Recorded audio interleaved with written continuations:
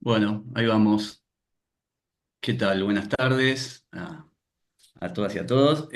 Sabemos que estamos en un momento de zozobra, pues ya están las fechas otorgadas, así que vamos a hacer lo más práctico y antiangustia posible esto. Eh, bueno, la idea, como me decía Teresita y Mariano, la idea como en encuentros anteriores es a medida que vayamos hablando, que vayan interviniendo con dudas, consultas, con cuestiones bien prácticas, ¿sí? De manera tal que no, nada, a veces al final uno después se cuelga o pasa el momento de la inquietud, así lo podemos zanjar inmediatamente. Em, a ver, está claro que es una charla, un encuentro claramente instrumental, ¿no? Una especie de terapia cognitiva para un examen, ¿sí? No, la idea no es profundizar en las cuestiones, sino que tengan como sobre todo para aquellos que no trabajan en penal juvenil, que tengan un bagaje mínimo que les permita identificar algunos problemas del enjuiciamiento penal de adolescentes y que puedan este, en poco tiempo desarrollar algún tipo de habilidad como para delinear, esbozar algún tipo de estrategia desde la especialidad eh, y que sea efectivo para resolver el caso, ¿sí? Eh, en general hay una sensación para aquellos y aquellas que no trabajan en penal juvenil, de que el derecho penal juvenil, el fuero de menores y demás, es como una geografía medio como este, inabordable, difícil de entender, medio incomprensible. Y en un punto es así, y en otro punto es bien sencillo, porque el derecho penal juvenil es derecho penal, ¿sí? Derecho penal juvenil, como su concepto lo dice, es derecho penal más juvenil. Entonces tiene todo lo, comillas, bueno y todo lo malo del derecho penal de los adultos, más un agregado que es el componente que se está aplicando a un colectivo de personas menores de edad, concretamente entre 16 y 18 años no cumplidos. ¿Qué significa esto? Que todos los problemas que en general se presentan en el derecho penal de adultos, ¿sí? Todas las problemáticas, todas las tensiones que se presentan, eh, con la finalidad del castigo, la finalidad de la privación de libertad, la culpabilidad y la incidencia por la vulnerabilidad de los y las imputadas, los ajustes por inmadurez, la culpabilidad disminuida, la coculpabilidad de la familia, del Estado, de la comunidad, los consumos problemáticos, el principio de proporcionalidad, la duración del proceso, etcétera. Eh, si son problemas que se presentan en el derecho penal de adultos, se exacerban en el enjuiciamiento penal juvenil. Por caso, si es difícil justificar el castigo, no, si es difícil justificar el castigo en el derecho penal este, de adultos, es muchísimo más difícil justificarlo en adolescentes, justificar el impacto que puede tener la privación de libertad, la jaula, ¿sí? En un pibe o una piba de 16 o 17 años. Si genera problemas el plazo razonable que opera en el proceso penal de adultos, ese plazo, por el impacto que tiene la subjetividad adolescente y el impacto que tiene el paso del tiempo en los adolescentes, se ve exacerbado en materia penal adolescente. Esto como una primera aproximación. Em, la idea es ir un poco muy velozmente y muy groseramente también, es ir de lo macro, digamos, de cuestiones macro, a de qué manera de esas cuestiones macro hilvanar planteos micro. Si uno tendría que plantear qué es lo que caracteriza, cuál es el principio medular, cuál es el eje troncal del derecho penal juvenil, en términos, digamos, los más sencillo y criollo posible, es el trato diferente, el trato diferenciado. A partir de ese principio, ustedes pueden desarrollar estrategias del derecho penal de mayores hacia el derecho penal de adolescentes. ¿Qué es el trato diferenciado? Que nunca un o una adolescente puede ser tratado o tratada de igual modo que un imputado o imputada mayor de edad. Nunca. O sea, si A, X, cualquier cuestión que se aplica para un mayor, que es A, nunca para un adolescente va a ser ese mismo A. Será menos A, será B, será C, pero nunca se va a poder aplicar esa misma normativa, ese mismo lenguaje, esa misma regla, esa misma argumentación cuando se trata penal adolescente. Entonces, para aquellos que no hacen penal adolescente, que para aquellos que no hacen penal juvenil, una primera aproximación es decir, bueno, si ante esta situación, ante este planteo, ante esta estrategia, yo iría para un adulto, para este lado, bueno, el planteo para un adolescente tiene que ser más beneficioso, más flexible, más holgado, más benigno que el planteo identificado para el mayor de edad. A partir de ahí se estructura todo. A partir de ahí uno puede ir invocando la normativa especializada o inventando argumentaciones a partir de la normativa especializada para poder delinear, esbozar, como decía antes, estrategias defensivas de adolescentes.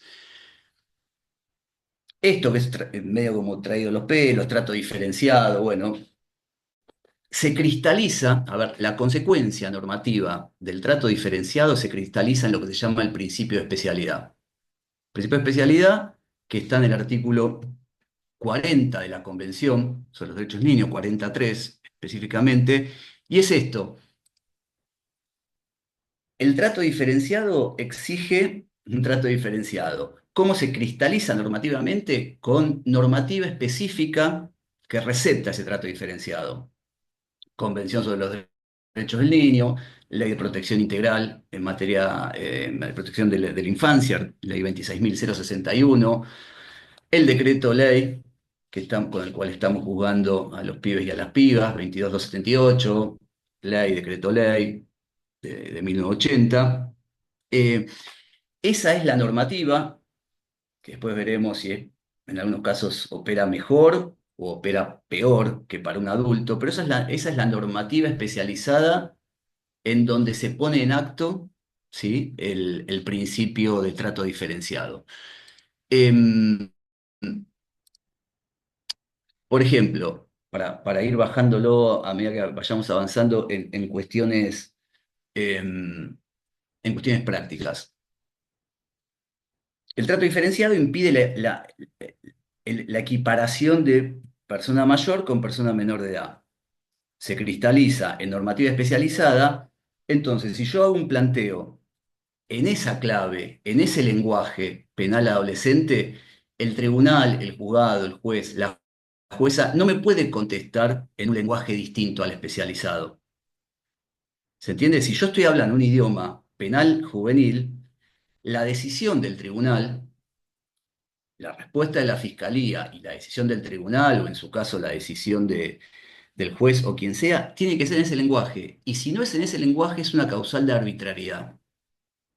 Hay un fallo viejo de la Corte, no sé si era del 2005, 2006, 2007, después lo podemos chequear, RM, en donde de alguna manera, bueno, con estas deformidades que tenemos los defensores de hacerle querer decir a los fallos cosas que en definitiva son medio polémicas, no las dice el todo, pero que de alguna manera era, si mal no recuerdo, era una causa por robo con armas, de robo con armas, en donde la defensa había planteado en clave de la Convención de los Derechos del Niño, normativa especializada, que debía proceder, más allá del mínimo de 5 años, debía proceder la suspensión del juicio a prueba. ¿Sí? explicando por qué ese mínimo de 5 años no aplicaba y demás. El Tribunal Oral de Menores, la casación, le dijo que no, por ese momento se aplicaba COSUTA, un fallo viejo y feo, eh, que tenía la tesis más restrictiva de la suspensión del juicio de prueba.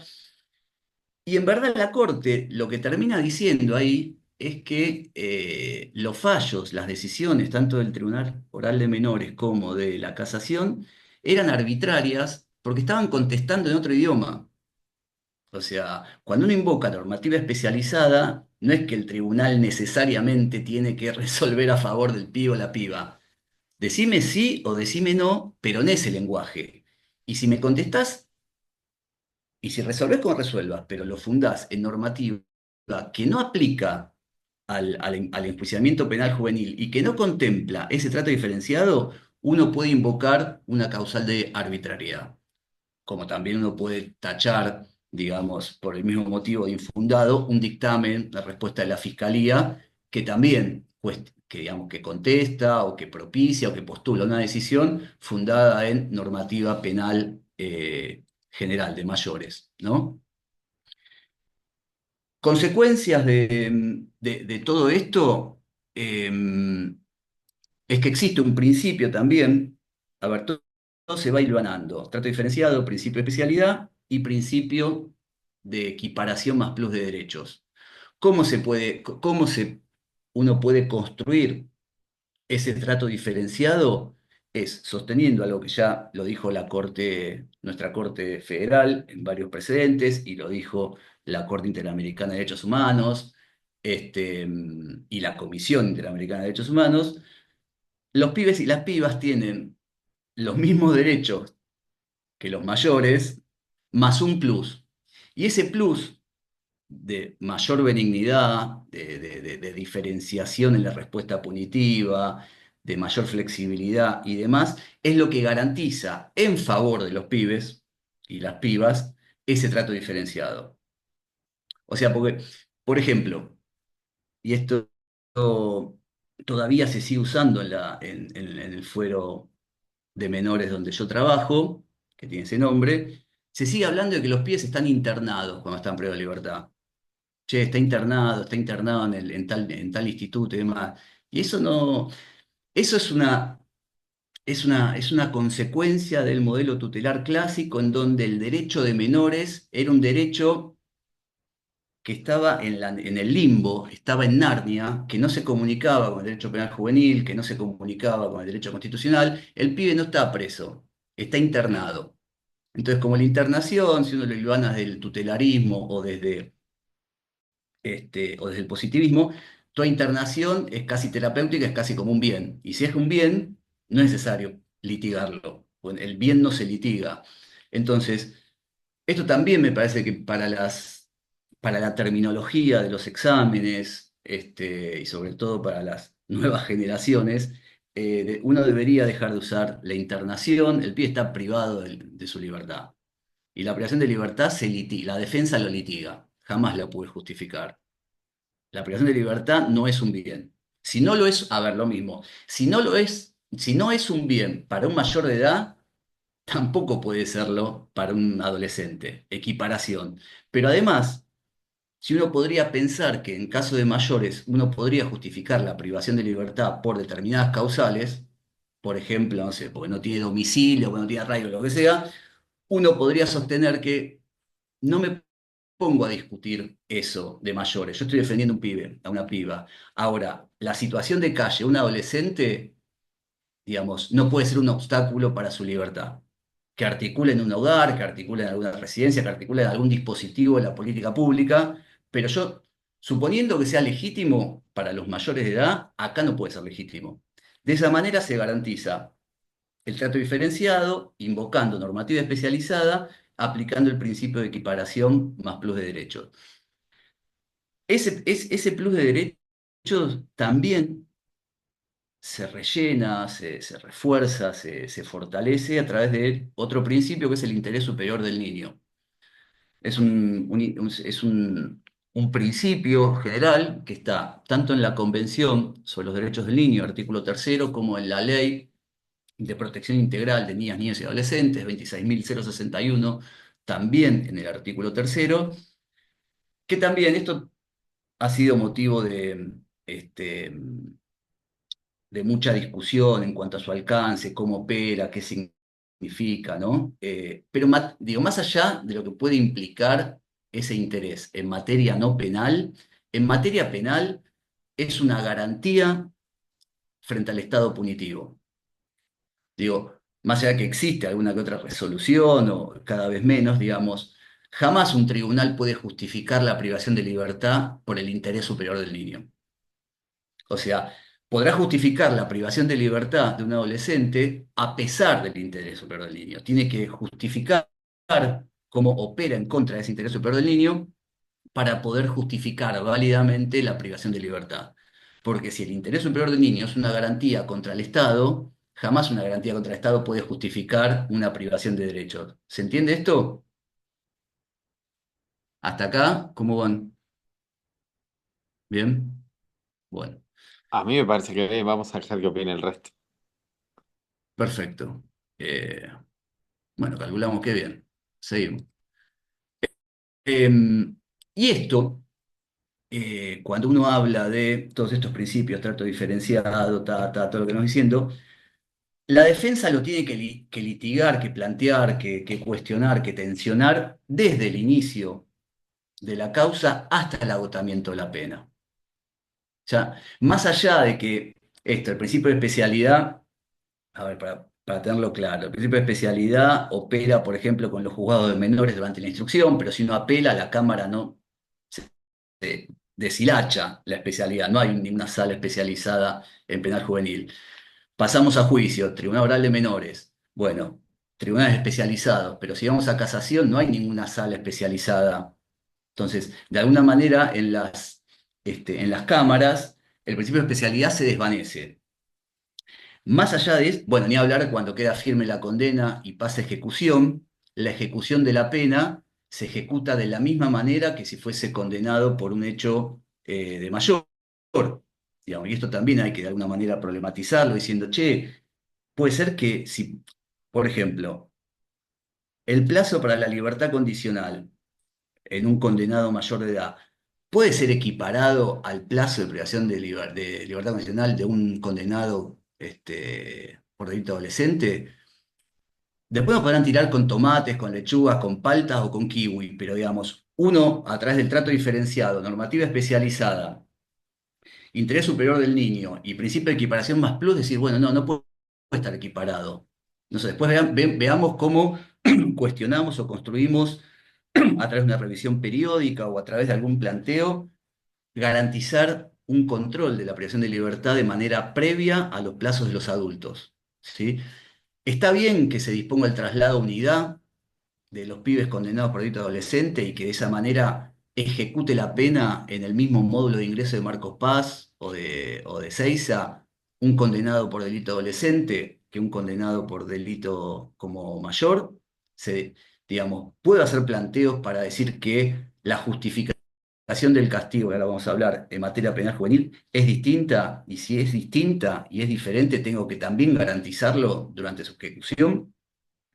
Estas son formas, por eso, yendo de lo macro a lo micro, y para aquellas compañeras y compañeros que no trabajan en el fuero penal juvenil, a través de esta herramienta de trato diferente, bueno, ¿qué puedo construir y a través de qué normativa puedo invocar un trato diferente que lo ponga en mejor situación o que pueda litigar en mejor situación a mi defendido o mi defendida adolescente?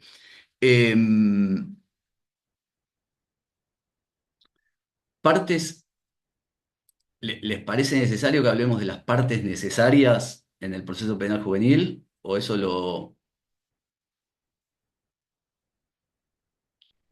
bueno, frente a la zozobra de algunas caras, nos vamos por ahí? Eh,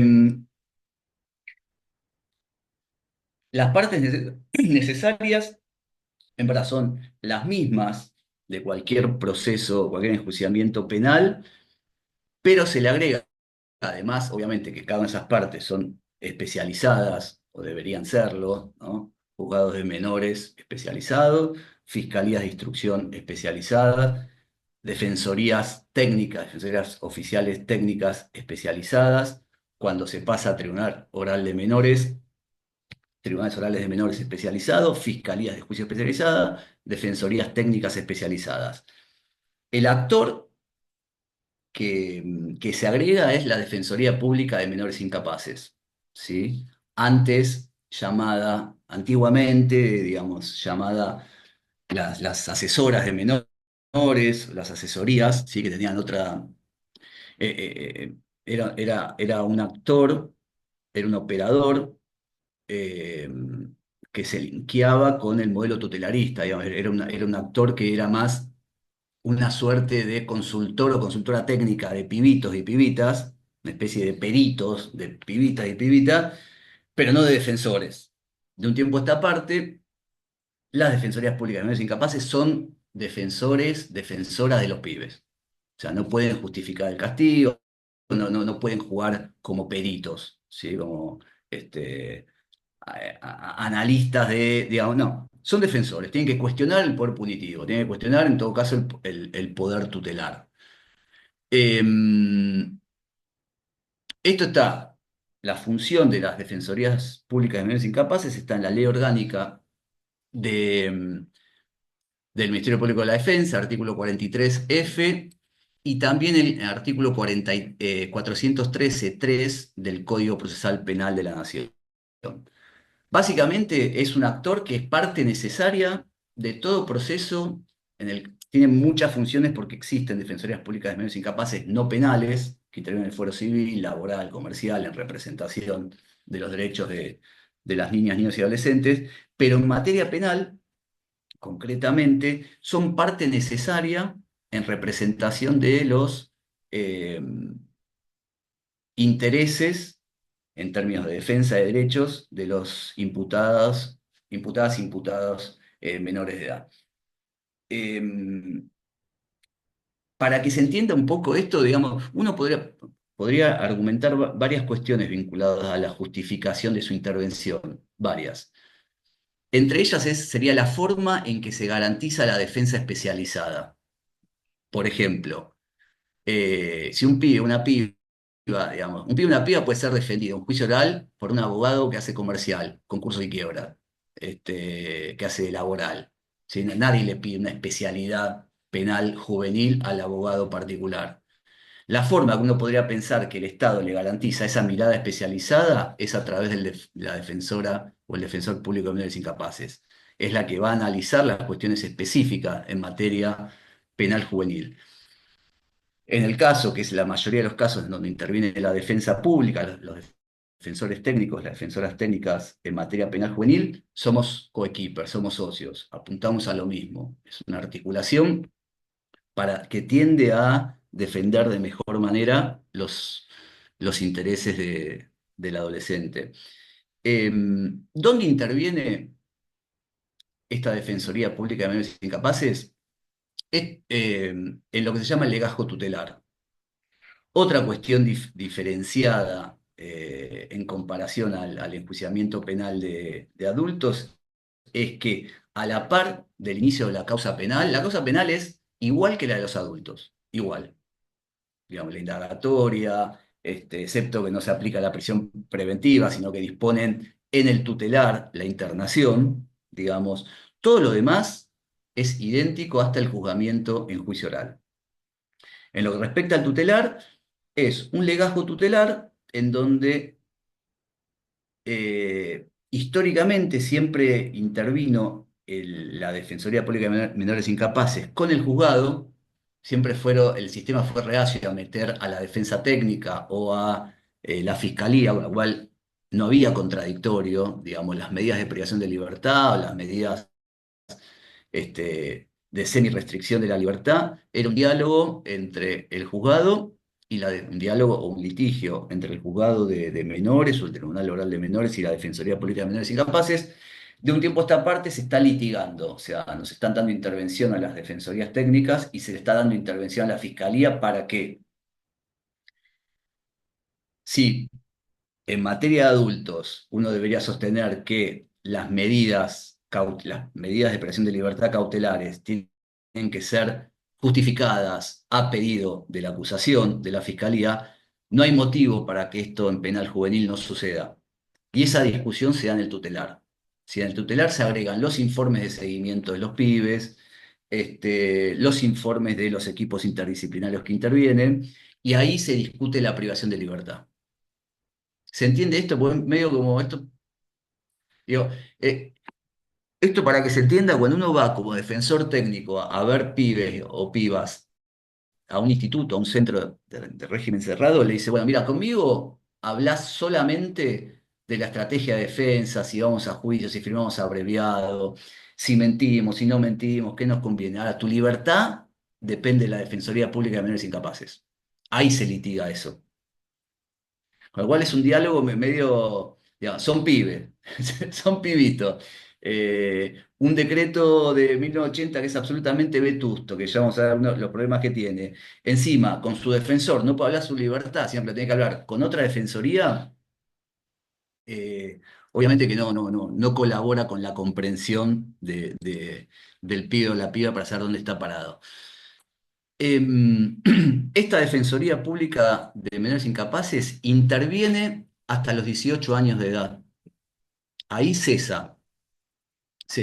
Va a seguir interviniendo, digamos, por ejemplo, en el juicio oral, ¿sí? Pero, por ejemplo, supongamos que tenemos un pibe o una piba con una causa penal, se inicia en el legajo tutelar, un homicidio agravado.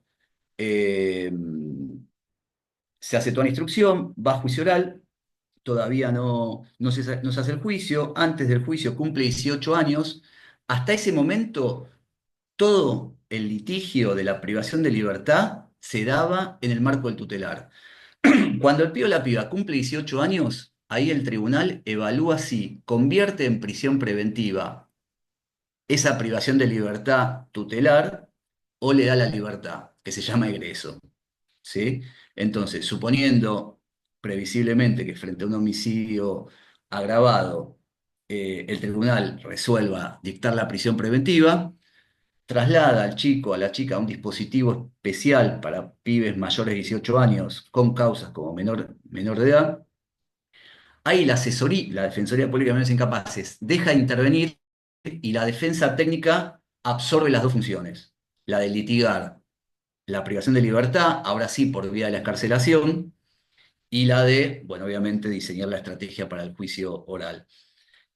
Por ejemplo, si yo en ese caso tengo que litigar como defensa técnica la libertad del pibe es a través de una excarcelación, ¿sí? Igual que un adulto, pero más allá del nombre que tenga el escrito que presentemos, lo cierto es que cuando uno, por esto que decía, trato diferenciado, por esto que decía, digamos, de principio de especialidad, equiparación más plus, interés superior del niño, a la hora de justificar la libertad del pibe o la piba, no voy a invocar la normativa de los adultos, o no solamente, sino que además vamos a fortalecer con las reglas más estrictas de privación de libertad que establece la Convención sobre los Derechos del Niño, las reglas de Beijing, digamos, todo el combo, como dice Beloff, de la cajita feliz de los pibes y las pibas, para justificar que en el caso, para poder justificar la postulación de libertad, eh,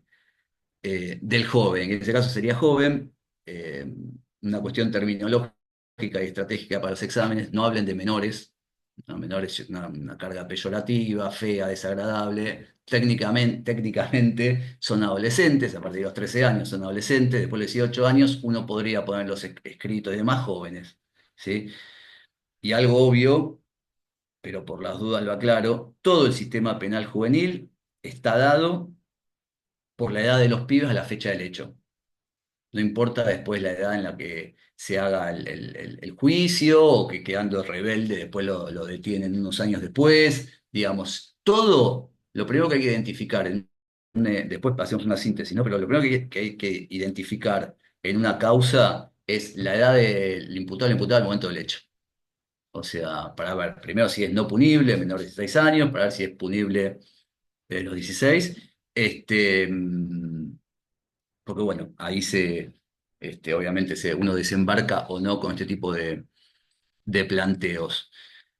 Em, para que sepan, por las dudas, digamos, muchos lo sabrán, otros no, no sé, existe dentro de la EGN una unidad para la asistencia de personas menores de 16 años, ¿sí? Digamos, en caso que el imputado o la imputada, el adolescente o el niño tenga menores de 16 años, interviene litigando la privación de libertad de un no punible o de una no punible esta unidad.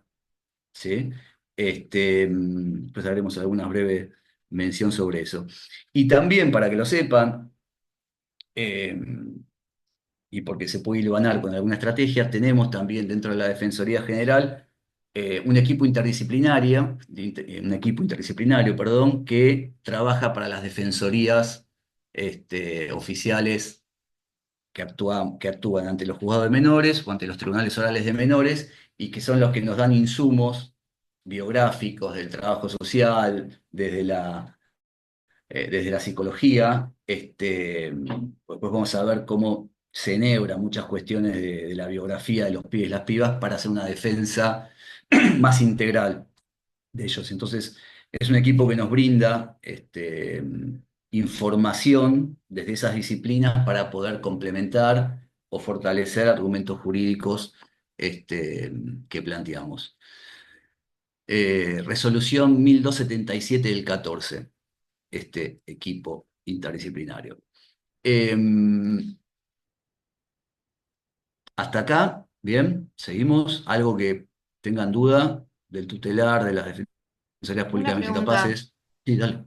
Sí, actualmente las variables para denegar un egreso, ¿no? Ya sea primero en un menor no punible, que en principio no deberían, porque si no responde jurídicamente por el delito cometido, tampoco es que se debería poder privarlo de la libertad. Eh, pero las variables que pueden argumentar los jueces para no hacer lugar a un egreso. ¿Son asimilables a las de los adultos actualmente? O sea, ¿siguen hablando de la gravedad del delito, de la falta de arraigo, o hay otros indicadores como para discutir eh, puntualmente la libertad? O sea, familia que contiene, eso seguro, porque bueno, por el 319 se puede, con los mayores, asumo con los menores también, pero ¿cuáles serían las variables para que argumenten un egreso, al rechazo de un egreso? Eh, ahí tenemos una paleta de colores, una cantidad de grises. Eh,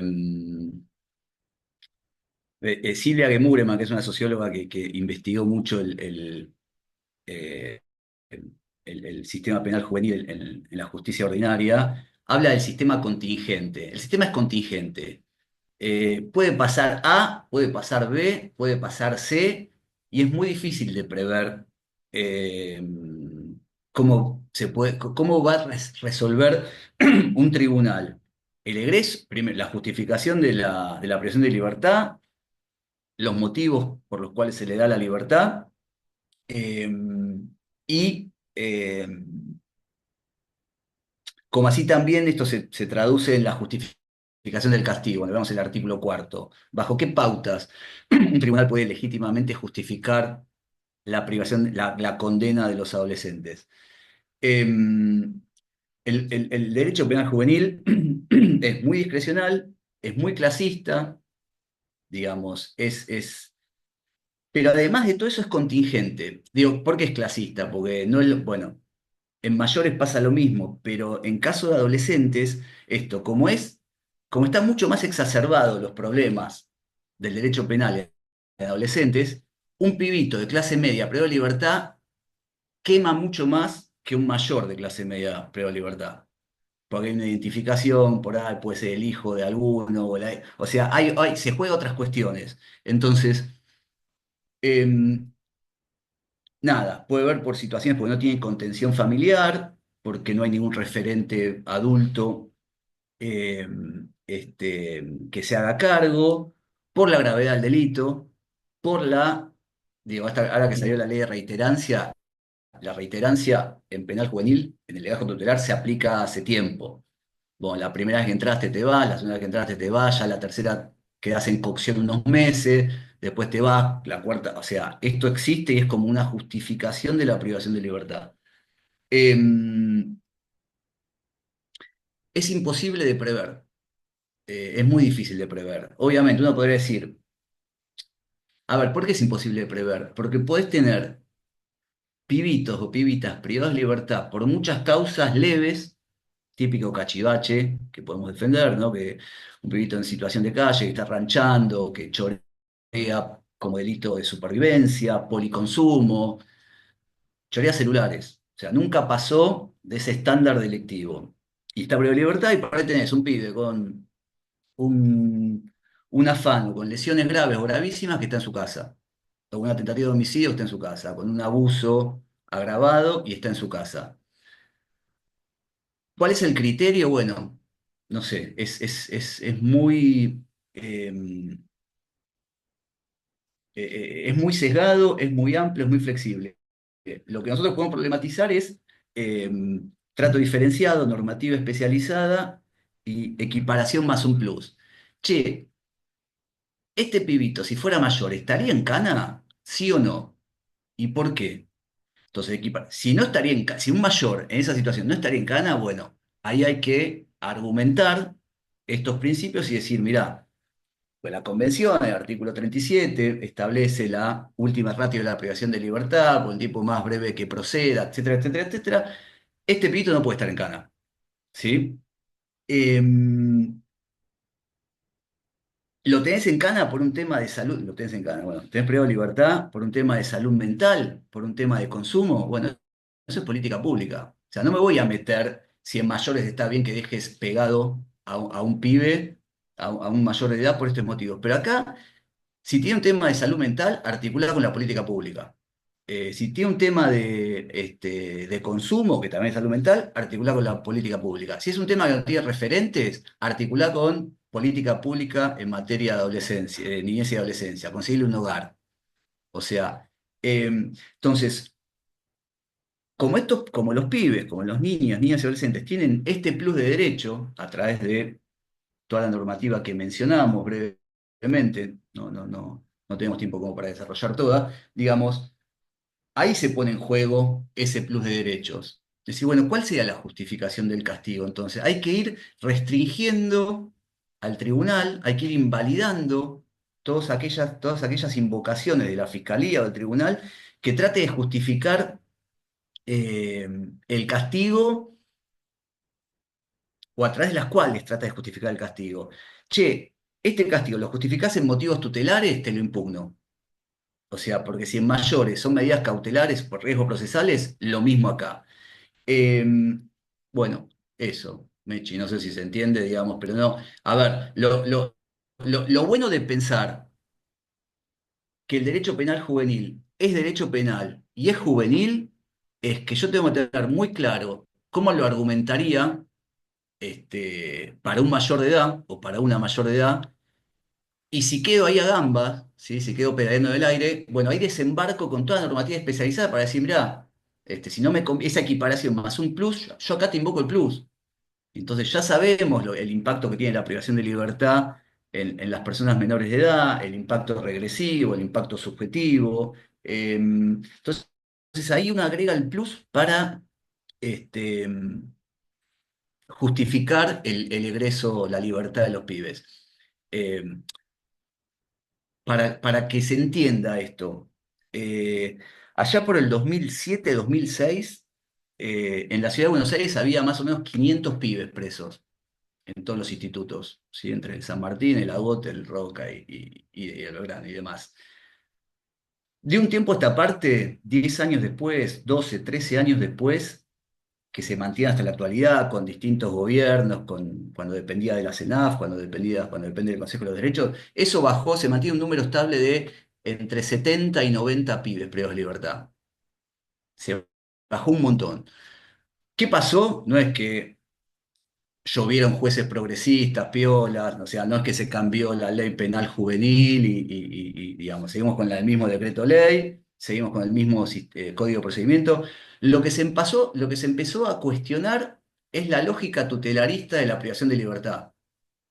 Mirá, todo es, no sé, por ahí de un tiempo a esta parte son 70, 80 los pibes que tenemos que tener presos, ¿sí?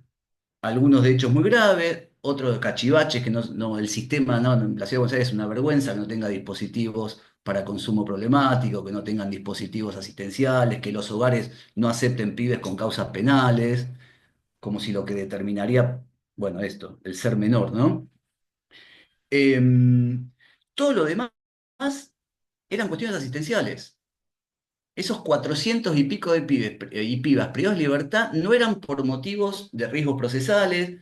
Después podemos discutir del número actual, cuál es la justificación de cada grupete. Pero lo cierto es que de un tiempo a esta parte, esos 420 por motivos tutelares, motivos asistenciales, motivos de salud mental, no ingresaron. Entonces, más allá de cualquier diagnóstico de pesimismo que uno pueda esbozar o pueda compartir o pueda angustiarse, digamos, de un tiempo a esta parte estamos mejor. Estamos mejor. Sí, En realidad yo estaba pensando, ¿no? Los argumentos del TJ, ¿no? Que uno tenga que pedir un egreso de un menor por determinada circunstancia, entonces el fiscal que te alegue gravedad del delito, riesgos procesales, etcétera, etcétera, que uno los puede ir naturalizando con los mismos fundamentos que de mayores, más el plus claramente que estás refiriendo, pero digo, bueno, por ahí había algo, ¿no? Que nos contesten que la madre dice que no lo puede contener, y más con lo que estamos pasando como sociedad, que uno ve eh, el embate mediático con los niños, ¿no? Que están cada vez más se está pidiendo mayor punitivismo y la respuesta no es por ahí. Y, y bueno, no, nada, eso, para clarificar por dónde podía venir el TJ y uno pensar argumentos para rebatir y para fundar. sí. Esto nos lleva a otra cuestión que es súper polémica, va, súper polémica, entra en tensión, se discute, etcétera, etcétera. La voy a mencionar, pero me parece que a los efectos del examen estaría bueno mencionarlo brevemente, y es que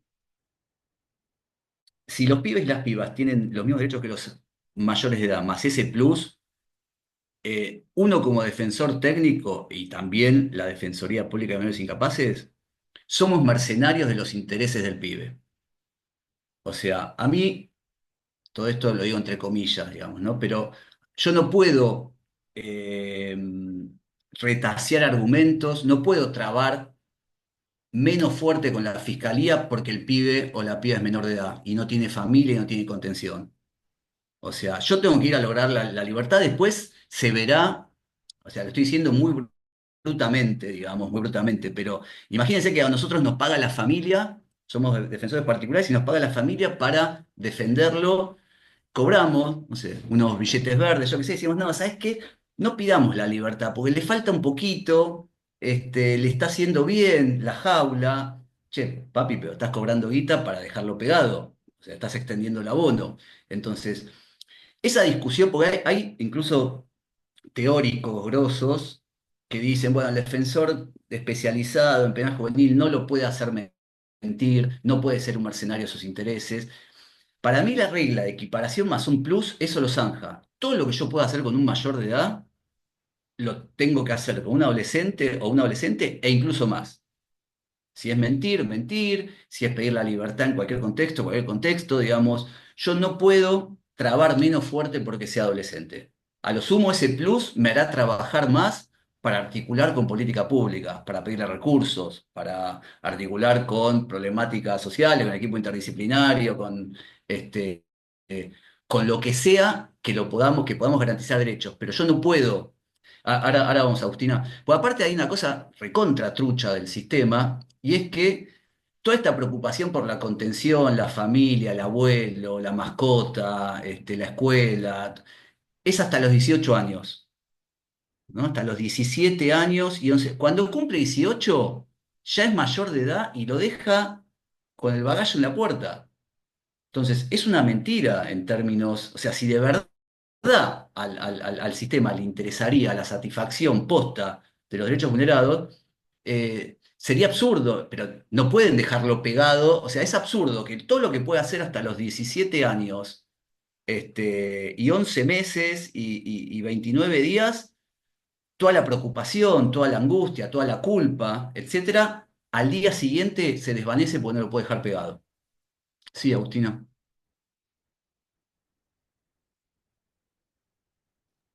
Hola, ¿cómo estás? Te quería preguntar a los efectos del examen. Ay, ¿se escucha? Sí, sí. Ah, perdón. A los efectos del examen, nosotros tenemos que hacer los planteos jurídicos junto con los planteos de egreso, digamos, por más de que en el legajo tutelar estén divididas las funciones. Mirá, hay una regla, un principio no escrito de un tiempo a esta parte y es, después tiene sus grises, ¿no? Pero la defensa técnica es soberana en la defensa técnica. O sea, acá no se mete nadie. Y si se mete, vemos. ¿Se entiende? O sea, si yo armo una estrategia con mi defendido, con mi defendida, en donde claramente no interviene la defensa pública de menores incapaces, esto es mi soberanía, esta es mi geografía. La contracara de eso es que la geografía y la soberanía del tutelar lo maneja la Defensoría Pública de Menores Incapaces. ¿Se entiende esto? O sea, son caminos distintos, son discusiones distintas, y eso cede en aquellos casos en donde el tribunal o el juzgado te da vista a la defensa técnica para dictaminar en el tutelar.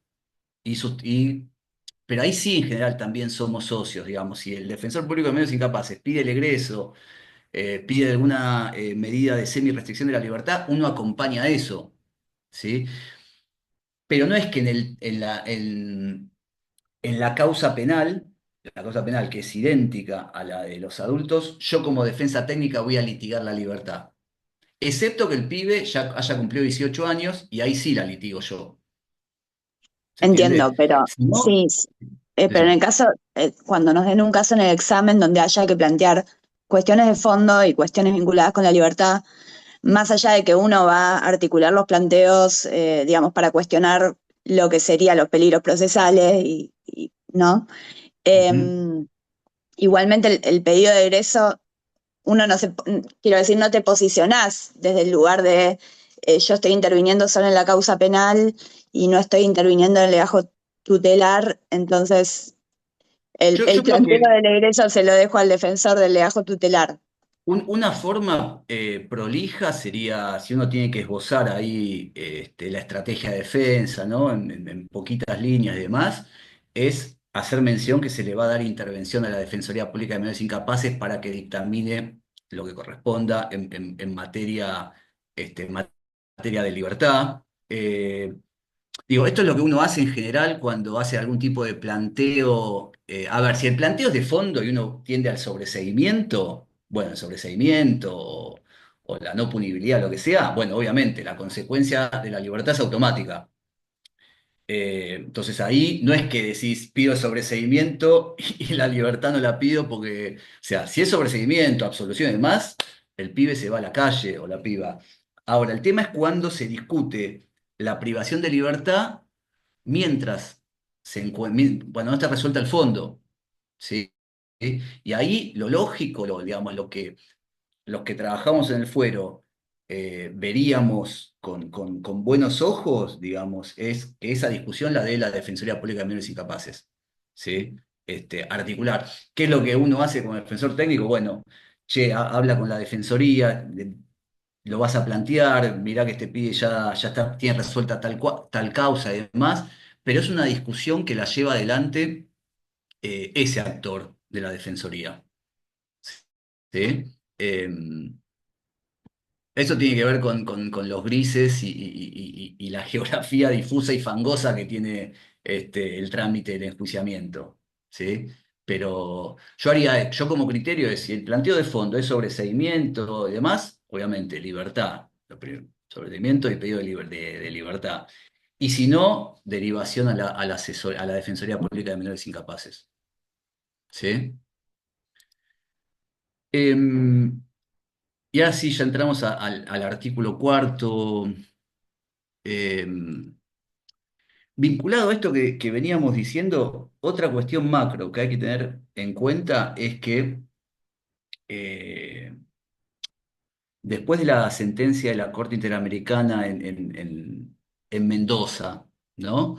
Donde se discutían las prisiones perpetuas a menores de edad y demás. Todas las observaciones finales que hizo el Comité de los Derechos del Niño, el último es del año pasado, sobre la situación del Estado argentino. Después de Maldonado, de la Corte en Maldonado, eh, la situación de la Argentina es que estamos en flagrante responsabilidad internacional. O sea, la paradoja del sistema nuestro es que juzgamos infracciones penales de adolescentes con una normativa que está en infracción con la normativa convencional. Lo voy a hacer muy sintético. ¿Cuál es la... Bueno, la Corte nuestra no es que invalidó el régimen nuestro, lo validó. Digamos, no es que es inconstitucional y uno puede hacer un proceso de ruptura y patear el tablero. No, hay que trabajar con lo que hay. ¿Qué es lo que tenemos que hacer como defensa? Y esto lo linkeo con lo anterior, es propiciar hermenéuticas, interpretaciones de compromiso para ver de qué manera las normas del decreto ley de la dictadura lo puedo ayornar un poco a ciertos estándares internacionales, ¿sí? Por ejemplo, habíamos hablado de trato diferenciado, de normativa especializada, de equiparación más plus. Me adelanto, pero para que quede claro. Si el artículo cuarto del decreto ley o de la ley 2268 es la que establece las consecuencias punitivas, bajo qué presupuesto podemos castigar a los pibes, y establece como posibilidad aplicar la condena, digamos, la escala penal de los adultos, la escala reducida a la tentativa o la absolución en caso de necesidad de castigo, por estas reglas de trato diferenciado y equiparación más plus, yo digo, no, bueno, la escala penal de los adultos está invalidada. La única opción que tengo es la absolución o la escala reducida. ¿Se entiende esto? O sea, como consecuencia de esos estándares. Entonces, lo central, a mi criterio, para poder más o menos tener algún tipo este, de interpretación o de comprensión de la justificación del castigo de los chicos entre 16 y 17 años, y 18 no cumplidos, es el artículo cuarto. Con una, antes no me quiero olvidar de esto. El artículo 1 del decreto ley 2278 establece la regla de no punibilidad para los menores de 16 años, ¿sí? Los menores de 16 años son no punibles, no es que son inimputables, por favor, esto genera como cierta zozobra, malestar, incomodidad y hasta angustia. Los inimputables son los que no tienen capacidad psíquica de delito. Los menores de 16 años son no punibles. Esto es una excusa absolutoria, que es una decisión de política criminal de decir, a partir de determinada edad, el Estado no castiga. No es que no comprende, no es que le falta, digo, más allá de la zona frontal y el lóbulo y el cerebro y demás, no es que no comprende que matar está mal. Lo que decidimos como Estado es a determinados pibitos de determinada edad, no los castigamos, son no punibles. Pero también son no punibles aquellos mayores de 16 años por delitos que no excedan los 2 años de prisión. Es lo que se llama punibilidad relativa o no punibilidad relativa. Esto es, un pibito o una pibita de 16, 17 años que le imputan hurto simple, violación de domicilio, resistencia a la autoridad, daño, no son punibles, no por la edad, sino por el tipo de delito. ¿Sí? O sea, todo delito cuyo máximo no exceda 2 años son no punibles. Esto, por ejemplo, lleva a por ejemplo, en juicio lo hacemos, igual no camina nada, pero por ahí puede llegar a servir en algún caso. Supongamos que pibitos que están imputados de robo simple de 1 mes a 6 años, ¿sí? O nada, no sé, algún otro delito que poblado y banda, atentado, que queden 1 y 6. Y la fiscalía pide en juicio una pena que no supere los 2 años. Una posibilidad es aplicar esa regla de no punibilidad relativa en el caso concreto, como excusa absolutoria, no en abstracto, sino porque en el caso concreto la acusación sostiene que el caso concreto merece una pena menor a 2 años. Y uno podría decir, es tan absurdo, a ver, si yo doy por válido que para esos delitos en abstracto no son punibles, uno podría decir, bueno, pero tampoco en el caso concreto debería ser punible si pide una pena que no supera los 2 años. No es ganador, pero es lindo. Eh, entonces, es una posibilidad. Excusa absolutoria. Muchos dicen, no, bueno, pero esto va a llevar a que las fiscalías pidan penas mayores. Bueno, nada, bueno. Igual las piden igual las penas mayores, pero en caso que se equivoquen y pidan una pena más leve, uno podría plantear que esa excusa absolutoria funciona en abstracto por la escala del delito y también en concreto por la pretensión punitiva de la fiscalía. Digo, esto es una forma de estas hermenéuticas de interpretación del trato diferenciado o de extender algunas reglas, digamos, de la privación de libertad como última ratio por el tiempo más breve que proceda para casos concretos. Artículo cuarto. El artículo cuarto de la 2278 establece las causales o las pautas bajo las cuales se puede justificar el castigo en el delito adolescente. Requisitos: que el pibe o la piba haya sido declarado penalmente responsable, esto es que haya un veredicto de culpabilidad en cuanto al hecho y la participación, haber cumplido 18 años de edad.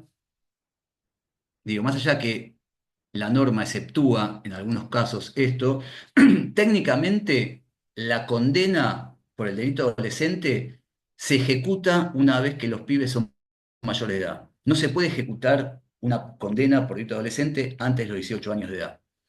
Por eso es lo importante tener en cuenta la edad al momento del hecho y para poder hacer los planteos posteriores, porque básicamente todas las reglas, digamos, especializadas vinculadas a la justificación del castigo y demás, las vamos a esbozar, las vamos a plantear, las vamos a poner en acto cuando los pibes ya sean mayores de edad. ¿Sí? Eh, bueno, y que haya sido sometido a un periodo de observación tutelar no inferior a 1 año. ¿Sí? Esos son los requisitos para la discusión de la justificación del castigo. Una vez que el pibe o la piba que en el caso que en el caso del proceso hayan operado estos tres requisitos, la justificación del castigo va a estar dada, o la no justificación del castigo va a estar dado por la modalidad del hecho, los antecedentes del menor, esto dice así el artículo cuarto, el resultado del tratamiento tutelar y la impresión directa recogida por el juez. Eh, ¿Hasta acá siguen o es un chino básico? Porque si no, ¿sí? ¿Vamos? Eh, y esto de esto depende, digamos, la suerte definitiva de los pibes, ¿sí? Digamos, ¿qué entiendo por modalidad del hecho? ¿Qué entiendo por impresión directa? ¿Qué entiendo por resultado del tratamiento tutelar? ¿Y qué entiendo por antecedentes del menor, tal como dice el artículo cuarto? No quiero, no, pueden, digamos, para analizar la modalidad del hecho como pauta de justificación del castigo, uno podría citar Maldonado de la Corte, Ocampo, Prieto y Brest de la Casación, para ver de qué manera uno podría rellenar esa pauta para justificar el castigo. Estamos en una discusión en donde el pibe ya fue declarado culpable del hecho, lo que hay que discutir si es que aplicarle pena o no, y en su caso cuánto. Modalidad del hecho se entiende, no necesariamente es gravedad del hecho, aunque en general se la traduce como gravedad del hecho, pero lo cierto es que tanto la Corte nuestra, la Corte Federal, la Corte Nacional, como la Casación, nunca se sostuvo que los delitos graves están exceptuados de la innecesariedad de castigo. ¿Me siguen hasta acá?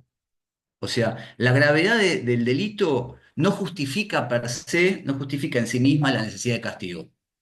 ¿Sí? ¿Cómo se puede analizar, cómo se puede rellenar además dentro de esa modalidad? Eh, o que dice la casación que debe analizarse dentro de la modalidad del hecho, la edad concreta del pibe o la piba al momento del hecho. No se puede justificar de igual manera cuando recién entran al grupo etario de la punibilidad, 16 años recién cumplido, a que cuando esté más cerca de los 18. ¿Sí? También se debe valorar el aporte concreto del pibe o la piba en el hecho. Puede ser que sea un hecho gravísimo, pero quizás el aporte concreto llevado a cabo por el imputado o la imputada menor de edad haya sido más bien trivial o menos central o menos esencial. La intervención de mayores de edad que pudieran haber impactado en la autodeterminación del adolescente o la adolescente. Estos son todos estándares o pautas que uno podría utilizar para ver si dentro de la modalidad del hecho uno justifica o no justifica la necesidad de castigo. Cuando habla de los antecedentes del menor, como segunda pauta, hay dos opciones, y acá uno la puede utilizar según lo que le convenga. Para algunos se entiende que es antecedentes penales computables, que tengan condena firme, lo cual es muy difícil que un pibito, una pibita que cumple 18 años tenga antecedentes computables. Otros entienden que es la biografía, ¿sí? Del adolescente o la adolescente en clave de vulnerabilidad de derechos o no. Eso es la segunda pauta para analizar. La tercera es el resultado del tratamiento tutelar. Es el resultado de esa observación que hace el sistema en el tutelar para ver qué fue cuál fue de alguna manera las distintas intervenciones, tanto si el chico o la chica están en libertad como si están en dispositivo de privación de libertad, si cumplió las pautas, si estudió, si hizo tratamiento, si hizo algún tipo de tratamiento de salud mental o por consumo, si fue, bueno, no sé, si hizo algún taller y demás. Esto también, como decíamos antes eh, con el tema de la privación de libertad, esto es absolutamente contingente, discrecional. A veces es muy clasista la lectura que hacen los tribunales. Siempre lo que uno puede postular en estos casos es pensar la singularidad del adolescente y el punto de partida. No hay biografías comparables. Por suerte las biografías no compiten. Cada uno tiene la biografía que le tocó, en suerte o en desgracia, y siempre hay que analizar ese camino de cada pibe. Uno podría pensar que el punto de partida de un adolescente de clase media que fue al Pellegrini, y que no sé qué cosa, y se choreó una blusita de Zara, no puede ser analizada de igual manera que un pibito que rancha en Constitución y que tiene una vulneración de derechos históricas, con una subjetividad eh, chipeada a esa vulnerabilidad y donde la violencia puede ser un lenguaje, etcétera, etcétera. Entonces, esa es la versión, digamos, que uno debería, o las pautas que uno debería intervenir, debería interpretar para analizar el resultado de esa observación tutelar como justificación o no, digamos. Uno como defensor siempre va a llevarlo a la no justificación del castigo, ¿sí? Si tengo que ser clasista, seremos clasistas. Si tengo que ser, ¿sí? Si es clase media y tiene todo y tiene familia y demás, tocará ese juego. Si es un tema de extrema vulnerabilidad, tocará ese juego, además en clave de coculpabilidad social, en clave de derechos vulnerados, en clave de política pública espantosa del gobierno de la ciudad, etcétera, etcétera. Y la impresión directa recogida por el juez, la Corte en Maldonado dijo que más que una pauta discrecional de según cómo me caigas, te justifico el castigo, no es una garantía de inmediación, es una garantía a través de la cual se garantiza el derecho a ser oído del joven, pues ya tiene 18 años, al momento de evaluarse la necesidad de pena. Una vez que se evalúe eso, y de verdad podríamos estar horas hablando de esto, es muy difícil hacerlo tan brevemente y tan velozmente, eh, el tribunal puede hacer tres cosas. Puede, si le parece innecesaria la justificación del castigo por esta conjugación de pautas, eh, puede disponer la absolución. Si es innecesario el castigo, puede absolver, como si nunca, como si el hecho no hubiese existido nunca. ¿Sí? Mataste a toda la salita de dos, ¿sí? No, pero analizo las pautas del artículo cuarto, o sea, te declaro culpable por homicidio agravado en 300 hechos, pero me caes bien con todas estas pautas, te absuelvo como si esto nunca hubiese existido, ¿sí? ¿Por qué? Porque la gravedad del delito no está exceptuada de esa absolución, porque hizo todo bien, porque fue al colegio, hizo el curso de barbería, por el motivo que sea, y porque además me cayó bien.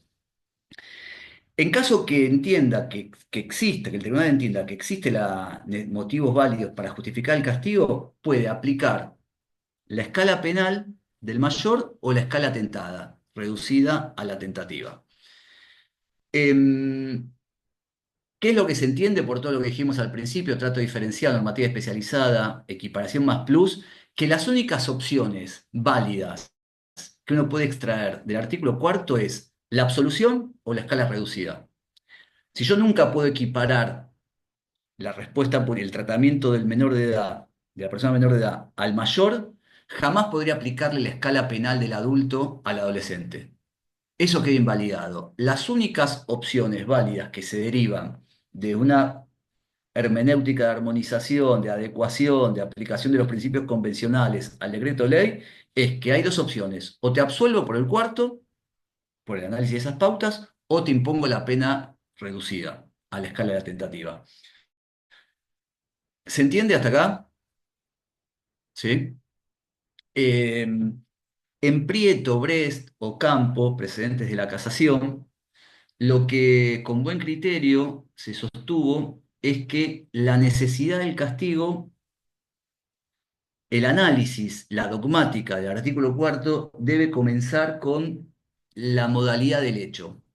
¿Qué significa esto? Que si el hecho es bagatelar, si el hecho tiene poca afectación en términos de lesividad, ya esa debería ser la justificación de la innecesariedad de castigo. No voy a analizar todo lo demás. No tiene sentido. O sea, si la privación de libertad si la sanción es la última ratio, si por el tiempo más breve que proceda, si el Estado no tiene que tender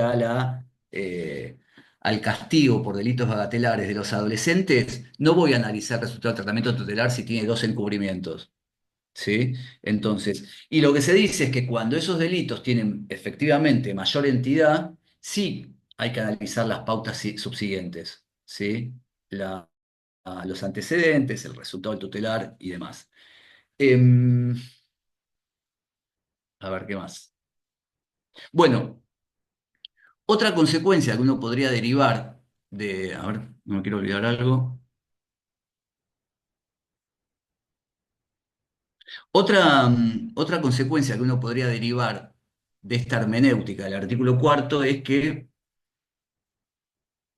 existiría un agregado adicional, que en verdad no sería un agregado, sería más de lo mismo, y es que si de esta interpretación del artículo cuarto postulamos que existen, y esto se entiende así mayoritariamente, no está en discusión, que las opciones lo invierto, la escala reducida, la escala de la tentativa o la absolución, en penal juvenil ni siquiera tendríamos que postular la perforación del mínimo. No hay mínimo. O sea, ni siquiera tenemos que justificar la perforación del mínimo por vía Ferraioli, Zaffaroni, cualquier otro autor que les plazca, sino que si la respuesta punitiva que se construye desde el artículo cuarto es desde la escala reducida a la absolución, digamos, el mínimo de la escala reducida no existe, queda diluido. Ni siquiera tengo que perforar, o sea, sería absurdo invalidar una condena que impone pena por debajo del mínimo si el tribunal puede absolver. ¿Cuál sería el agravio? ¿Cuál sería el costo? ¿Cuál sería la ilegitimidad? Digamos. Entonces, uno debería postular que la escala penal en el delito adolescente va desde la absolución, cero, hasta el máximo de la tentativa. O sea, desde un día en adelante, la escala penal, hasta el máximo de tentativa, uno podría justificar válidamente la respuesta punitiva a un adolescente. Em, mm, si esto es así, uno podría postular que, y ahora vamos a la aplicación concreta de estas interpretaciones, que el tope de pena en penal juvenil es de 15 años.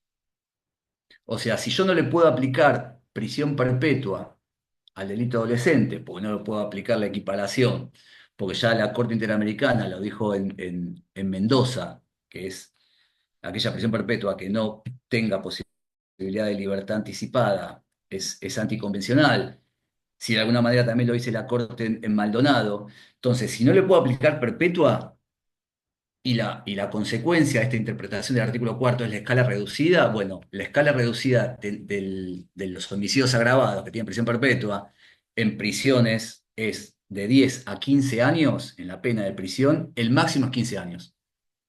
Y por este motivo existe una resolución de la Defensoría General que las defensorías de juicio oral tenemos que notificar aquellas penas mayores a 15 años. ¿Sí? En penal juvenil. Y también son informadas al control de ejecución, sí, al monitoreo de ejecución de la Corte Interamericana del caso Mendoza. Eh, si las únicas opciones que da el artículo cuarto son reducida o absolución, la escala reducida es la que me va a marcar el plazo de prescripción en el delito adolescente.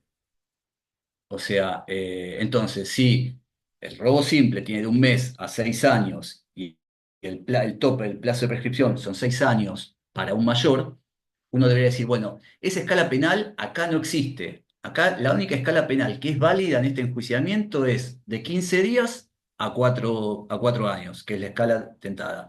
Entonces, es 4 años el tope para el planteo de prescripción en penal juvenil. ¿Sí? Em, si la escala penal de los adultos a mí no me sirve, no la aplico, no me importa, la invalido en el enjuiciamiento penal adolescente, esa escala reducida también me va a servir para hacer un planteo de suspensión del juicio a prueba. Entonces, un robo con armas, un robo con lesiones gravísimas, lo que sea, tiene un mínimo de 5 años, y eso sería un impedimento de procedencia de la suspensión del juicio a prueba para un mayor, esos 5 como defensor de un adolescente, a mí no me impacta. Ese mínimo va a la mitad, a 2 y 6, y puedo pedir una suspensión del juicio a prueba. ¿Sí? Em, ¿Qué más?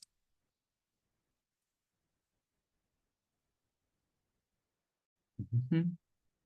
Bueno, otra cuestión para tener presente es, y para que tengan presente eventualmente para un planteo en el examen, en el fuero se hace mucho lo que se llama la suspensión del juicio a prueba retroactiva.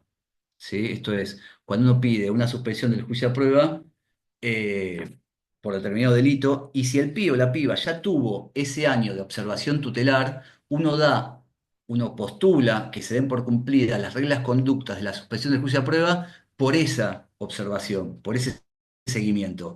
De esa manera, después de llevar la audiencia a cabo, se da una situación bastante particular, y es que se hace lugar a la suspensión del juicio a prueba, se dan por suplidas las reglas de conducta a futuro por la observación tutelar anterior, se declara extinguida la acción penal y se sobresee.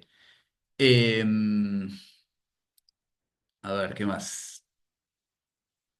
Bueno, ni que hablar, por este principio de equiparación más plus, de todo lo que tenga que ver con medidas alternativas, ¿sí? Conciliación, reparación integral, que más allá de las limitaciones que puedan tener para los adultos por vía del Código Penal, por vía de los artículos del Código Procesal Penal Federal que se encuentran vigentes, uno a través de exigencias convencionales, por ejemplo, el artículo 43 y 44 de la Convención, uno debería postular que esa homologación del tratamiento, esa equiparación entre mayores y menores de edad, se le agrega un plus, y en aquellas medidas alternativas que quizás se pueda contemplar que no procede para un mayor de edad, por el tipo de violencia, por el tipo, no sé, por cualquier motivo que pueda surgir como un impedimento a priori, desde la normativa especializada uno debería invocar que más allá de lo que sucede en mayores, en el caso concreto, por las reglas del derecho penal juvenil, debería proceder y hacer lugar. ¿Sí? Em, por supuesto que más allá de las cuestiones que se suelen invocar para los mayores de edad, la resolución de la Procuración General en cuanto a reducir casi a cenizas la procedencia de las mediaciones y conciliaciones, uno lo invalida, más allá de los motivos de derecho penal de adultos, por vía de que esa resolución no dice nada de penal juvenil. Esto es una regla que uno lo puede aplicar, volvemos a lo mismo, el trato diferenciado, normativa especializada. Cualquier decisión, cualquier dictamen, cualquier resolución de la Procuración o de la Corte Intergaláctica que no hable específicamente de cuestiones de penal juvenil, uno las puede invalidar en su aplicación en el enjuiciamiento de los adolescentes. Pues está hablando de otro idioma. Y si habla de otro idioma, es arbitrario. Em, ¿Alguna duda hasta acá? ¿Alguna consulta? ¿Alguien quiere hacer una pregunta? Sería muy lindo, ¿no? No. Bueno. Pará, acá hay alguien levantó. Perdón, Damián, ¿cuál era el fallo que dijiste al principio? Eh, Ese, RM. Sí, igual después les dejo. Bueno, de Munoz MPD, por si alguna precisión o algo, yo no llegué a pasar en limpio las citas de fallo, bueno, no, perdón, no llegué. Eh, a ver, déjenme ver algo. Eh, Cuestiones ahí que yo identifiqué que deberían tener medianamente, lo primero que deberían ver si les toca un caso de penal juvenil, esto, vuelvo a decir lo mismo, edad del imputado imputada al momento del hecho, ver si es no punible, punible, ver delito y la escala penal de ese delito para ver si, más allá de que pueda ser un adolescente punible, se aplica la regla de no punibilidad por delitos que no superen los 2 años. Identificar si puede haber algún tipo de cambio de calificación, ¿sí? Si puede existir algún tipo de planteo de cambio de calificación, por ejemplo, llevarlo de robo a hurto y que por ese cambio de calificación podamos invocar la regla de no punibilidad, que cuestionamos, ¿no? La fuerza o la violencia, no sé, se pueda discutir de la figura típica, invalidarlo como ese hurto agravado y llevarlo a hurto, ¿sí? Em, Identificar el tipo penal y conforme a la reducción del artículo cuarto para ver eventualmente para eh, pedir una suspensión del juicio a prueba, fundamentalmente retro. Tener en cuenta que en general las suspensiones de juicio a prueba, digo en general porque siempre puede haber un caso, la suspensión de juicio a prueba concedida en el proceso penal juvenil no es tomado como impedimento para una suspensión de juicio a prueba mayores, ¿sí? Puede haber una excepción, pero en general no. Lo mismo sucede con la reincidencia, incluso con la reforma bellísima de hace poquitos días. Eh, Nosotros a veces, para evitar, también lo pueden tener presente, para evitar, sí, a ver si como mayor se la contempla o no se la contempla, solemos hacer muchos juicios abreviados con absolución. El juicio abreviado con absolución significa que llegamos a un acuerdo con la fiscalía en donde el pibe se hace cargo del hecho, estamos de acuerdo con la calificación, pero como tiene un buen tutelar, pues no tiene más causas y demás, en el mismo acuerdo la fiscalía pide la absolución, porque entiende que están dadas las pautas del artículo cuarto que para invalidar la justificación de castigo en ese caso. Entonces, de esa manera, ante una suspensión del juicio a prueba retro, ¿no? Son sobreseimiento inmediato y el abreviado con absolución, preferimos el abreviado con absolución, que la causa desaparece y le evitamos cualquier tipo de discusión a futuro en mayores para una segunda eh, suspensión de juicio a prueba. Bueno, planteos de medidas alternativas de la manera más amplia posible desde la Convención 43 y 44 de la Convención de Derechos del Niño, inaplicabilidad de la resolución de la Procuración, porque nada habla de penal juvenil, material que considero que estaría bueno que lleven, bueno, obviamente la Convención, la Ley 22.278, la Observación General 24 del Comité de los Derechos del Niño es una convención que en la parte penal juvenil es bastante breve, pequeñita y está bueno. Eh, el fallo de Mendoza, de la Corte Interamericana, del 14 de mayo del 2013, el fallo Maldonado, de la Corte Nuestra, del 2005. Eh, no sé, dudas, consultas, angustias, algo que quieran volver a tratar, algo que quieran precisar. ¿no? Yo creo que más o menos estamos. Ahí, Elvira. Bueno, Hola, sí, no me anoté para rendir, así que, pero voy como nutriéndome para no, pero tal vez viene bien la pregunta también. Me quedó en duda el tema de cuando está el defensor, que el defensor técnico no puede pedir por esto del Ministerio Público de las personas menores de edad que tienen intervención necesaria, que no se puede pedir el defensor técnico, no puede pedir... eh, ¿cómo es? La libertad, el egreso, eso me quedó en duda. Y, o sea, ¿cuál sería bien el rol del defensor ahí?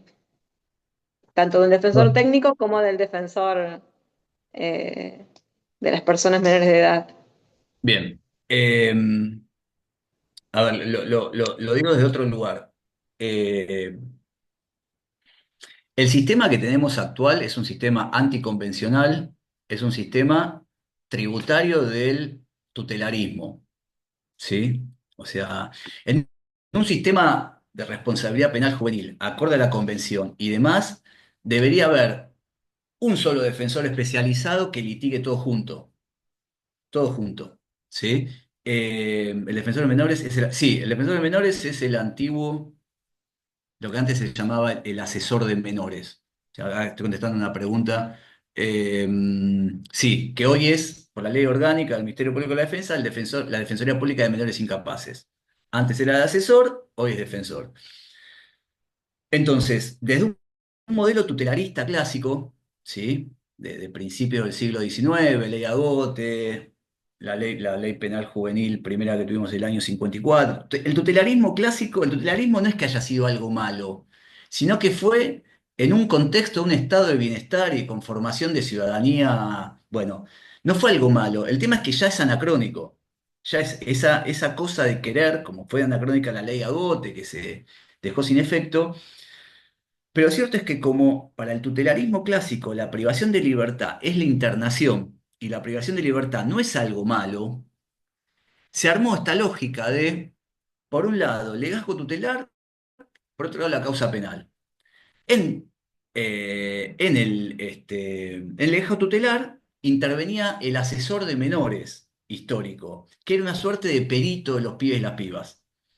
Decía lo que aconsejaba al juez, lo que consideraba que era lo mejor para el pibe, que podía ser un poquito de cocción en la jaula, o la libertad, o un hogar, o lo que sea. Y el defensor técnico solamente en la causa penal. Esto entró en crisis, digo, pasó mucha agua debajo del puente, la convención, ley de protección integral. Entonces, bueno, nada, el asesor digamos, que ahora es defensor público de menores incapaces no puede pedir eso, no puede justificar la privación de libertad, la tiene que litigar. Entonces, ¿cómo?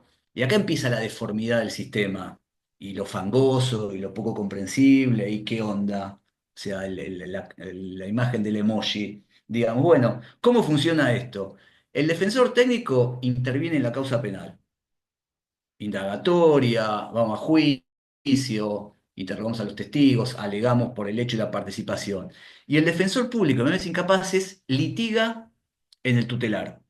También va a ser parte necesaria, como dijimos antes en el 413, creo que es, 3 del Código Procesal Penal de la Nación, va a ser parte necesaria del juicio oral porque tiene que alegar por el artículo cuarto también, igual que nosotros. Pero la parte del tutelar, digamos, mientras sea escrita y mientras se gestione, mientras sea menor de edad, es soberanía del defensor público de menores incapaces.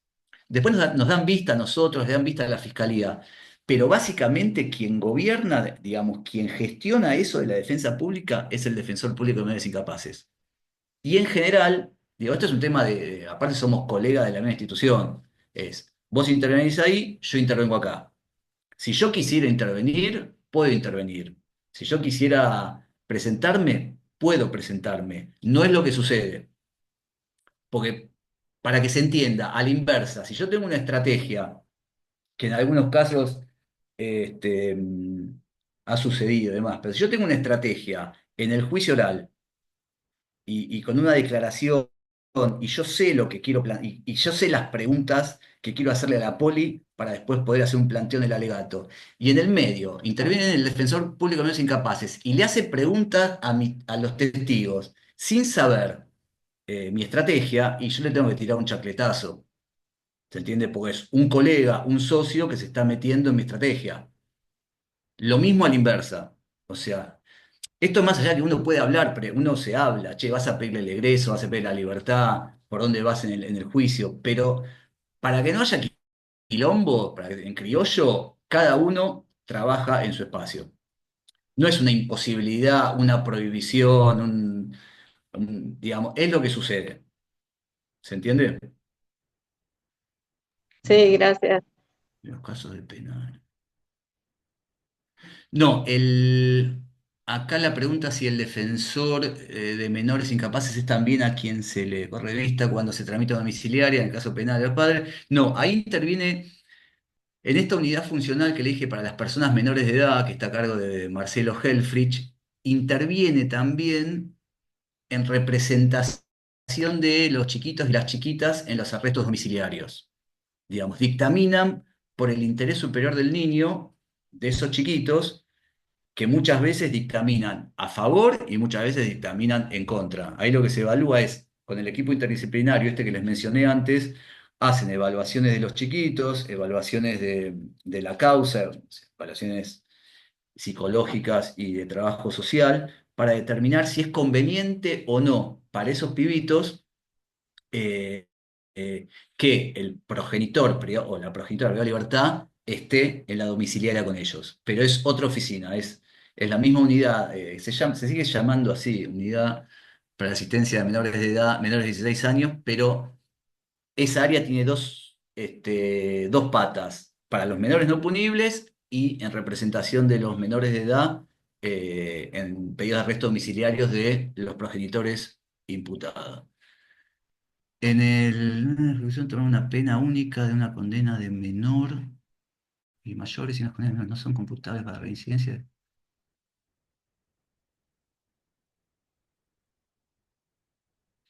En particular respecto a mayor. Em, bueno, o sea,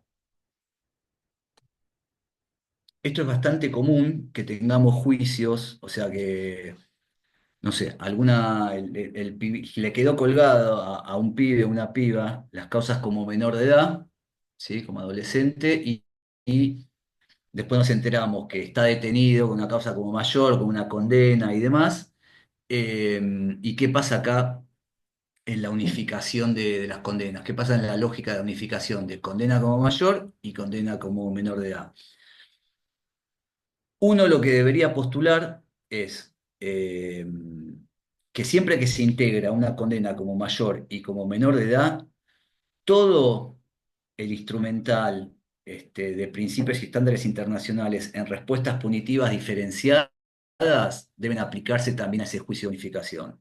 Artículo 37 de la Convención, última ratio de la privación de libertad, por el tiempo más breve que proceda. Entonces, es una suerte de todo es instrumental.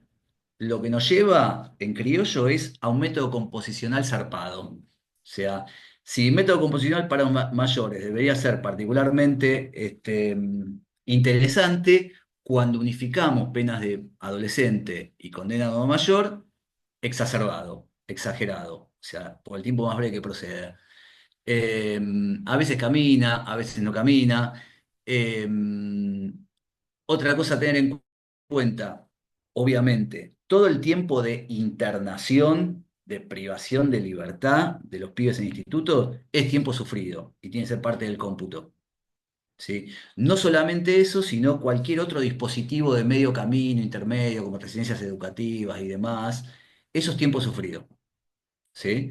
Y debe ser computado a los efectos. Digo porque tuvo que salir un fallo de la Corte, no me acuerdo en qué año, el caso López, en donde los tribunales orales de menores no se lo computaban el tiempo de privación de libertad, o no se computaba el cómputo privilegiado de la 24390, ¿sí? Lo que era el 2 por 1. Se decía, no, como está internado, y esto es algo que está copado, no, bueno, no te lo computo como con el cómputo privilegiado. Esto también puede ser un planteo interesante de si la 24390 establece el tope de la prisión preventiva en 2 años, ¿sí? Más allá que se sacó el cómputo privilegiado, ¿podría ser aplicado ese mismo estándar de duración de la privación de libertad procesal a un adolescente? Y no. Equiparación más plus, digamos, interés superior del niño, última ratio, tiempo de hora que procede, bueno, no sé. Después veremos cómo inventamos cuál es. Uno puede decir, bueno, es la mitad. Uno podría decir, es la mitad, o bueno, o es. Algo distinto tiene que ser. Esto no está muy trabajado porque en general los pibes no llegan a tanto tiempo de privación de libertad sin juicio. Eh, pero es cierto que no puede ser equiparado un caso al otro. No sé si la pregunta de Mercedes. No, la pregunta mía, igual más allá de eso, venía porque pongámosle que tengamos un caso donde es un mayor y nos quieren computar un antecedente como menor. Entonces, si hay alguna particularidad respecto a esta condena o este antecedente, si bien no es no puede ser computado a los efectos de reincidencia, pero como el TJ es tan amplio y puede haber temas de menores por cualquier lado, como antecedentes o Sí. lo que sea, y si había alguna particularidad por ahí con esto, con la condena como menor, para que no puede ser fundamento para una pena de efectivo cumplimiento, si eso ya se discutió en algún No, ahí precedente. lo que se discute pero ahí lo que se discute es básicamente qué pasa cuando viene el pibe, sobre todo cuando mayores se aplica flagrancia y demás, que ya en 20 segundos está condenado a una pena de cumplimiento efectivo y le aparece después una causa como menor de edad, que sería su primer condena. Entonces, bueno, ¿cómo discutir ahí? Digamos, bueno, como es una unificación de condena, ahí uno debe postular, digamos, está bien, te unifico, digamos, la respuesta punitiva, pero es la primera condena, y si es la primera condena, uno debería postular la ejecución condicional de esa nueva pena, digamos, una reconfiguración, y ahí lo mismo. Artículo 37 de la Convención, el tiempo más breve que última ratio de la privación de libertad, el tiempo más breve que procede, digamos, pero sería un supuesto unificación de condena, donde uno equipara la situación de un mayor al del adolescente, pero además le agregamos toda la cajita feliz de la normativa especializada para explicar que esa pena de cumplimiento efectivo queda diluida, ¿sí? Porque si hubiese sido un supuesto, si el sistema hubiese funcionado bien, digamos, hubiese actuado en otra cronología la respuesta punitiva. eh, Digo, más o menos beneficiosa, pero hubiese sido distinto. Lo cierto es que esa fue su primera condena, ¿sí? Aunque haya llegado después. ¿Dudas, consultas, Hola inquietudes? Damián, Hola Gaby. ¿cómo estás? ¿Cómo va? Bien, te doy una consulta. Supone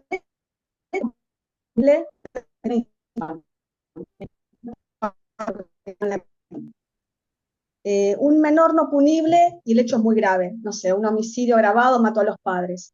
Yo entiendo que el juzgado de menores tendría que sobreseerlo sin siquiera tomar la declaración indagatoria, ¿me entiendo? Por no judicializarlo.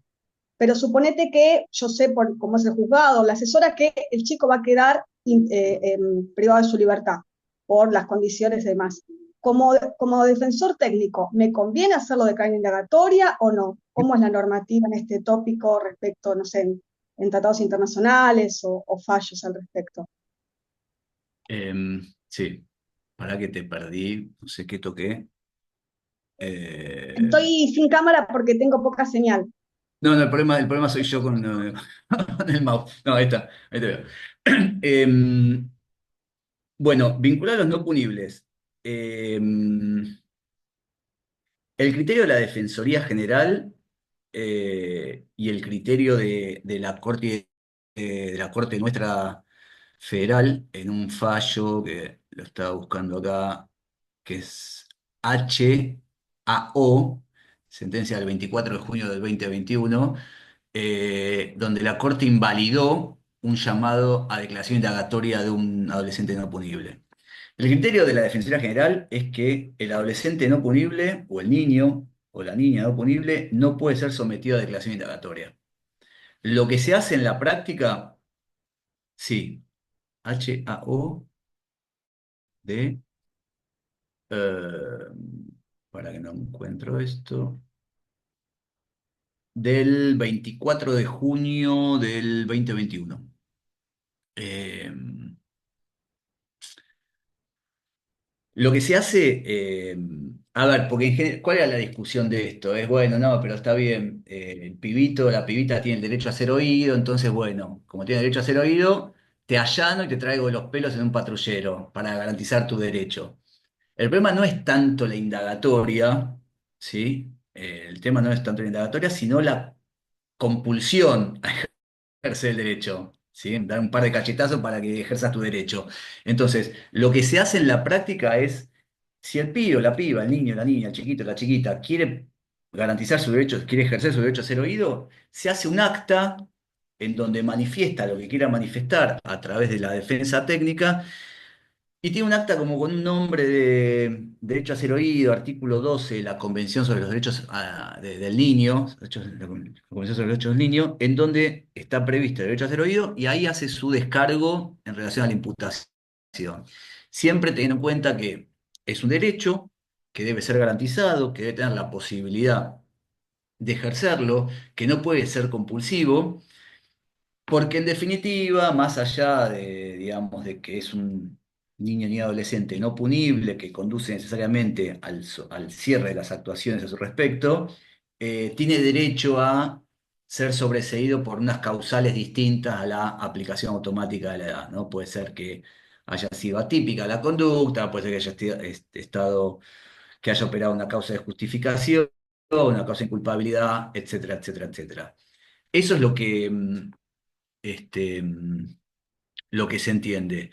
Y en general, lo que pasa es que si el pibito o la pibita mató a sus papis, a sus progenitores, y queda privado de libertad, bueno, ahí sí entra a jugar esta unidad funcional de personas menores de 16 años para litigar esa privación de libertad. Lo cierto es que no sé, hace bastante tiempo que no tenemos pibes privados de libertad por causas como no punibles. En general suceden en casos muy mediáticos, hechos graves, que una vez que baja la espuma, los devuelve con la abuela, el abuelo, la tía, al mismo lugar, sin mayores intervenciones. Em, ¿Quedó claro, Gaby? Sí, gracias. Menor de 15 años, si no me equivoco. Sí, creo que era el pibe era no punible en ese fallo, seguro. No me acuerdo si tenía 14, 15. Y aparte había toda una justificación ahí del juzgado, era un juzgado de alguna provincia, en donde decía, bueno, además puede darnos algún tipo de información sobre el digamos, además lo querían obligar a prestar declaración indagatoria como una suerte de buchón para la investigación de la causa. ¿Dudas? ¿Consultas? ¿Algo más? ¿Algo práctico, operativo? Este, bueno, si no hay más, nada, mi mail es ese, es de Damián Munoz, de Muñoz, pero sin el palito de la ñ con z, mpd.gov.ar. Eh, Vayan confiados, confiadas. eh, eh, Problemas son otros. El examen, ya se debe haber dicho todo el mundo, esto es una foto, no es una película. En la foto uno sale más bello o más bella o sale más asimétrico, pero uno no es ni más bello como en la foto, digamos, ni más asimétrico. Así que el defensor y la defensora se legitima en la práctica, disfrútenlo, párense de mano con los jurados, diviértanse. Este contexto social es demasiado grave como para angustiarse este, por esto. Y a disposición para lo que necesiten. ¿Está? Bueno, muchas Muchas gracias. gracias, Damián. Clarísimo. Gracias, Chao, Damián. gente. Suerte. Chau, chau. Chao.